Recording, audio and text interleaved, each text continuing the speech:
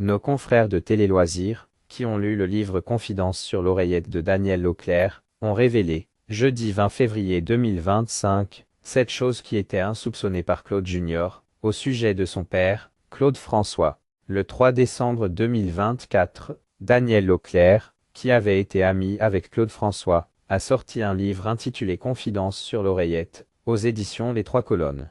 Alors que nos confrères de Télé Loisirs ont pu lire les bonnes pages de cet ouvrage, ils ont repéré comment le chanteur s'était découvert une passion pour la boxe. En effet, l'auteur a expliqué, dans son livre, qu'avant d'assister à un match de combat, Claude François ne manquait jamais de se moquer de ce sport. Quel plaisir d'aller voir deux mecs se taper dessus. Ça n'a aucun intérêt, aurait lancé l'interprète de Magnolia fort rêver à Daniel Leclerc lorsqu'il lui avait expliqué qu'il pratiquait la boxe. Tu es un garçon intelligent, viens au moins assister une fois dans ta vie à un grand combat. Tu pourras ensuite donner un avis, critiquer éventuellement en connaissance de cause.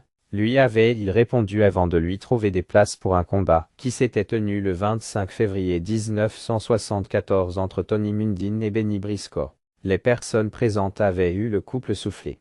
Même Claude François, sans voix, est impressionné par le spectacle incroyable et insoupçonné auquel il vient d'assister, dans une ambiance électrique. Pour moi, c'était un coup gagnant, a encore écrit Daniel Leclerc. Le fil de Claude François ignorait que son père avait appris à aimer la boxe immédiatement. Claude François aurait complètement changé de regard sur ce sport de combat si bien qu'il avait même commencé à collectionner certains objets dans le thème.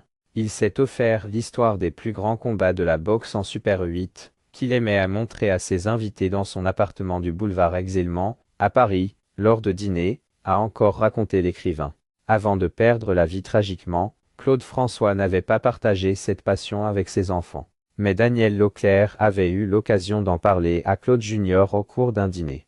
Nous sommes venus à parler de boxe. Et là, surprise, il m'apprend qu'il a retrouvé dans les affaires de son père des coffrets vidéo sur cette discipline et qu'il n'avait jamais compris pourquoi. Il avait tout ça dans ses collections.